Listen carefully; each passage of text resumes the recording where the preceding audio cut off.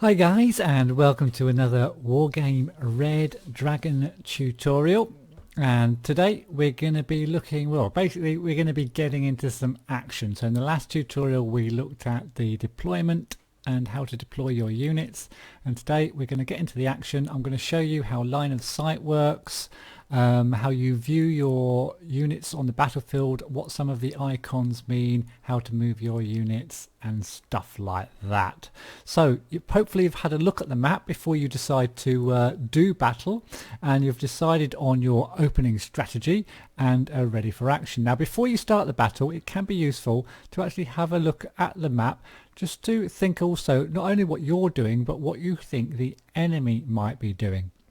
Sometimes it's even useful, you can spin the map around just by pressing down on the third mouse button or the middle mouse button and just turning the screen around and have a look, think what they might do. Now it's fairly easy to notice on this map because it's a pretty much mirror image of your side, but not all the maps are like that.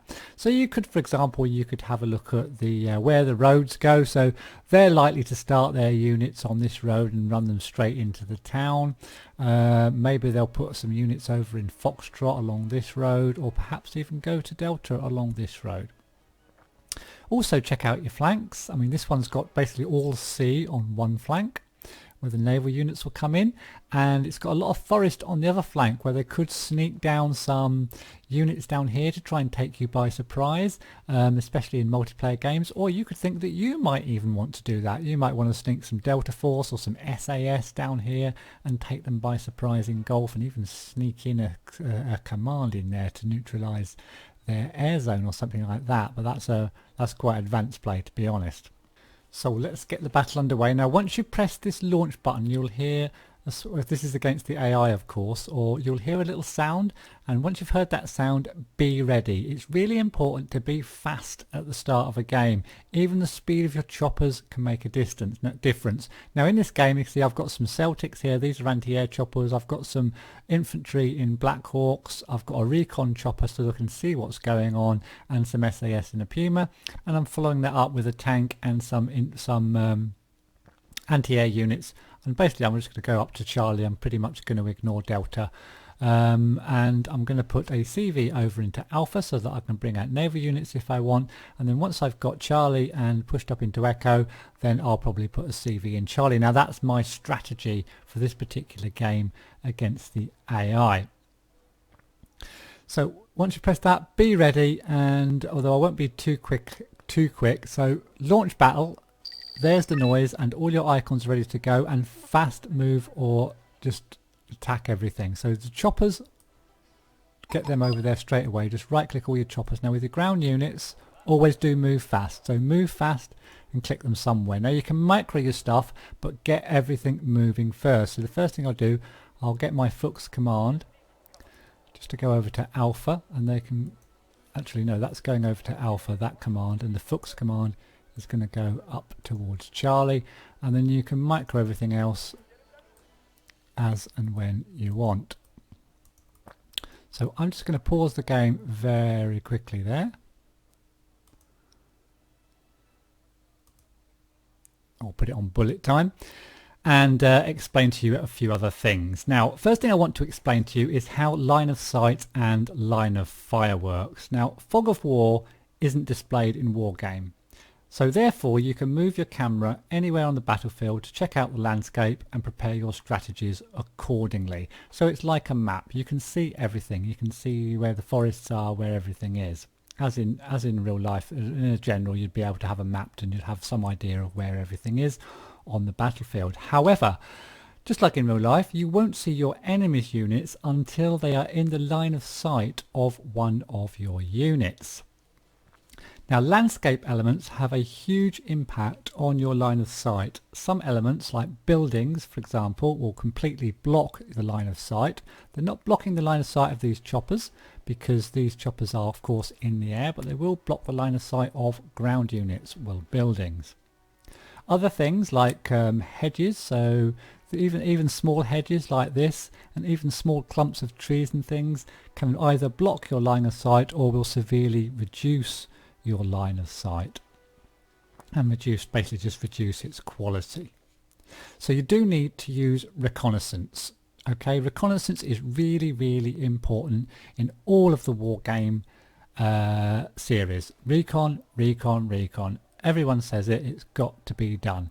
You need to be able to see your enemy before they see you. You've got to be able to spot their recon and get rid of their recon before they get rid of your recon. So use recon units in addition to other units as well to gain a better view of the battlefield. Now these units do have better optics equipment and are able to more rapidly detect especially small and hidden enemies and units. Now in Wargame there's a sort of modern radio communications are simulated, so an enemy detected by an allied unit will automatically be seen by the entire of your army and indeed by all of your allies as well if you're playing Wargame. Now as I've done here, I paused the game because I'm talking and trying to commentate at the same time. Talk and commentate, I'm trying to commentate. So be ready to act as soon as you see the enemy. The first few minutes of the game are critical and it's very easy to destroy a whole army or to lose a whole army in this time. So once the enemy is spotted and if your units have the correct weapon and is in range, your unit will automatically start aiming, as are these gazelles are doing just here. You can see the aim icon comes up and the aim icon of one of their units down here comes up as well, which is this one, which so they've got an anti-air in the front there, which is going to be shooting at my gazelles. Now if I have a look at this, and click over here, you can see you get a long line and a target icon comes up as well. Now if the target icon is here, if the target icon is red like it is here, then you cannot shoot at the enemy. And a text will sort of indicate why that shot is not possible. So here it just simply says not a valid target or invalid target. It will say something like that, and it'll either be because the weapon can't be used against that type of unit, or that type of unit is out of range, or you don't have a line of sight to that type of unit, so something's blocking the view of the unit, or the line of fire, or the weapon is inefficient and cannot be used against that target, or you're simply not close enough to use that particular weapon type against that target. So there's a lot of reasons why you won't be able to shoot at something. And the line of sight is composed of 3 different parts. So you've got the white opaque line, which is the first part of the line that you can see here. That's the weapon's sort of effective, which is basically the line here, sorry. That's the weapon's effective range. Let's do it up to here. So that's the weapon's effective range, and can shoot and cause damage. So you can shoot and cause damage at this OH here, but you're just slightly out of range of this Cobra over here. And you can see the white transparent line, which is after the white thick line. Your target is in line of sight, but you are in fact out of range. Now if there was a white dotted line, I've got one just here, don't think. So if there was a white dotted line, I can't see, haven't got one in range here, then something is basically blocking the unit's view, or the target is in fact out of range. So just see if we can do that perhaps with Scout here. Yeah, you can see it there. So there's the white dotted line. So something's either blocking the view or the unit's out of range. And in this case, of course, it's so far back that it is both of these things. So another thing to have a look at while we're on this screen is the unit panel down here. Now I've briefly mentioned about the unit panel in the previous tutorial, but the unit panel is displayed on the bottom center of the screen when the unit is selected and sums up detailed information you can find out. And I'm going to have a look at that now for you as well, just to give you a little bit more information. So we'll have a look at these Celtics again, or Celtics. So it'll give you the name. So in this case it's the Gazelle 34-1F Celtic.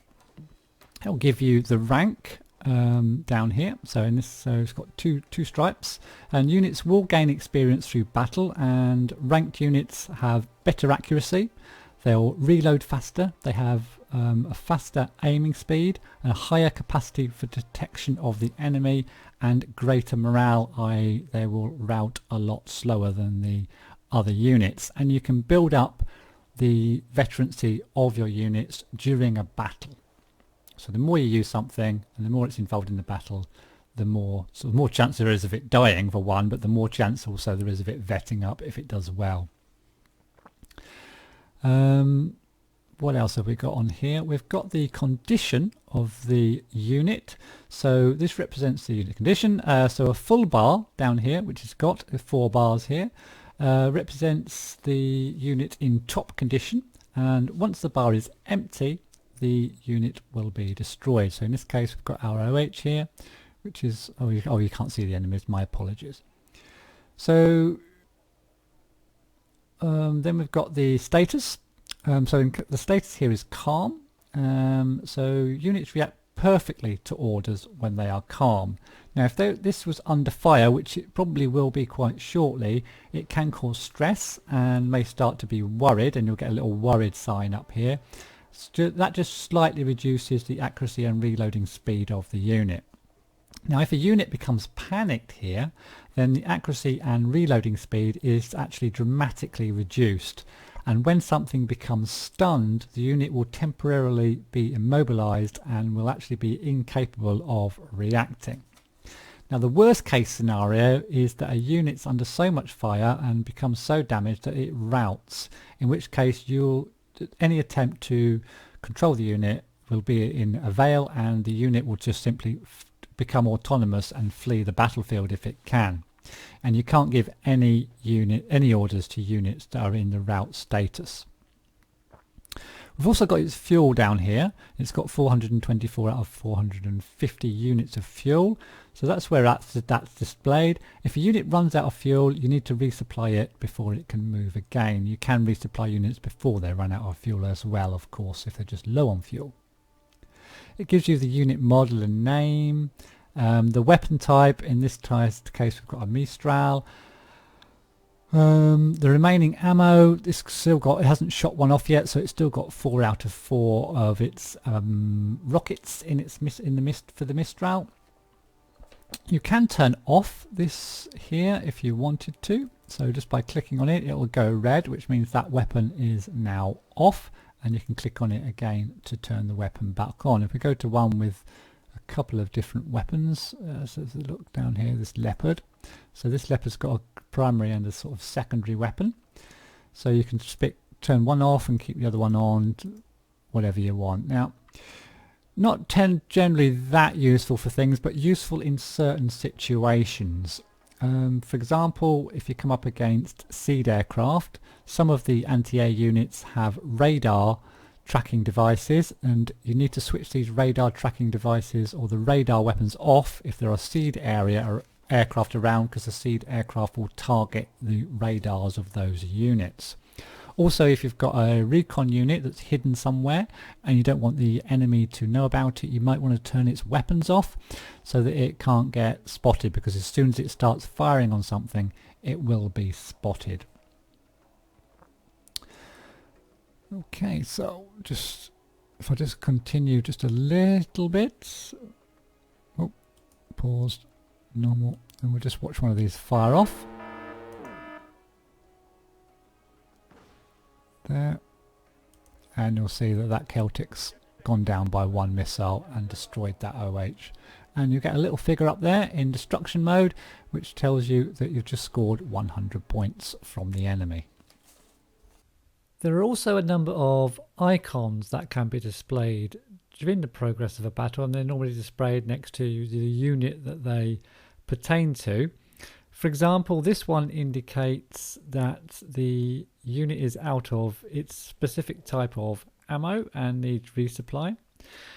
This also shows another unit, in this case a plane that's just dropped its payload and needs to return to base return to the airport for resupply. This icon shows that your unit is running out of fuel and you need to refuel its fuel tanks to keep it moving. And this one shows a unit that's taken some damage, and this unit either needs to be repaired or withdrawn from the battlefield, or both. And finally, this unit's got a number of things wrong with it. It's been damaged, and it's also got these specific orange icon with some writing underneath. So in this case, it's taken some track damage, and that track damage is going to take a certain amount of time to repair. So you just need to withdraw that unit from the battlefield and hide it somewhere until those repairs have been done, and then you can re-enter it into the battlefield. But it won't be able to do certain things depending on the damage that's been taken by the unit. So I'm just going to deploy my units now, and to deploy them I'm just going to unload just to get the game moving again. So I'll just unload all my units, and my Celtics continue to fire and should take down those 2 Cobras for 45 points each, and they've put a CV onto Echo. And I will just stop my Fuchs there and get my scout up so I can start scouting. I'll put my OH over there so it can scout and unload my SAS from the Pumas, get all my infantry into the buildings and pull back the choppers. And there's some Mistrals up there, I'll just pull them back slightly and get those Black Hawks back. And I've got my Hawks, which I'm going to put at the back, and my Flak, which I'm going to put near to the front, and my Leopard 1A5, which I'll just micro over to the right hand side. So that's all of my units into position pretty much. So I'll just pause it there for a second. So once all of your units are in position, your next move depends on what's happening on the battlefield at large. So if you're playing in a team, do any of your allies need any support first of all? If so, it might be best just to sort of dig in where you are and go and help your allies on another part of the map, because you don't want one part of the map completely collapsing while you're sort of just holding another part of the map, and you might lose in that way. On the other hand, one of your allies on a multiplayer might be pushing forward really well, and you might think, well, I'll just dig in here and I'll help them, and we might get a quick victory if I help them and spawn some units out near there and help them with their units up that way. Or you might want to just push forward on the front where you are currently and just start taking on the person that's opposite you. So really you need to consider the game's objective and whether or not your team or you or your team is on track to achieve it. Now a final word really about the categories and makeup of your army when you go into battle. So there's a number of different things. The logistics, basically the logistics, group, supply and command units. Command units are very important. They allow you to take control of these command point zones to get you command points, to get you some more reinforcements. Reconnaissance. Reconnaissance units have superior optics, special training enabling them to spot hidden enemies. You definitely need those. Tanks. Tanks can be a very, very potent weapon if used correctly in this game. And they can sort of make up the core of a balanced army, but the word there is balanced. You need everything to support your tanks. If you just bring out tanks without anything else, they're going to get destroyed. You need your anti-air, you need a bit of flak, you need your reconnaissance, you need some infantry support in buildings and stuff like that, so that your tanks are able to push forward. But used well, tanks can be very, very effective. Infantry. The infantry units basically join your command along with their land or air transport vehicles. Remember to unload them. A lot of people tend to do forget when they're beginning. They get their units into position and then forget to unload them. So remember to unload your infantry once they're in position from either their vehicles or from their choppers. The support. Now support combines artillery units and anti-air vehicles really. They're very useful for supporting your primary fighting force again from afar in the case of artillery, and defending them from airstrikes in the case of your anti-air. Vehicles combine the lesser and faster vehicles. While they don't pack as much punch as the main battle tanks, they are more mobile and come at a lower cost. And your helicopters are extremely mobile. Lots and lots of people are using choppers on Wargame Red Dragon, mainly because the maps are so big now, and infantry are quite a powerful unit on these maps. There are some specialised sort of choppers as well, so you can get ground attack choppers called gunships. You can get anti-air choppers such as these Celtics, and the transports for your infantry and stuff like that.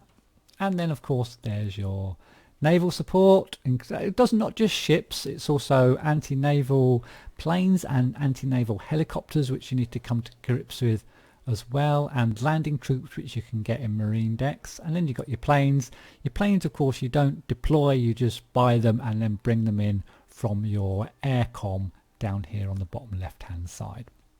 So that's pretty much it for this video, guys. I hope you enjoyed it. Just some tips, basically getting yourselves going into a battle on Wargame Red Dragon. Now please do comment, like and subscribe. The next couple of videos are going to be on the deck system and on the statistics and how to understand what everything means on those terribly complicated statistics charts. So thanks for watching, and I'll see you in the next one.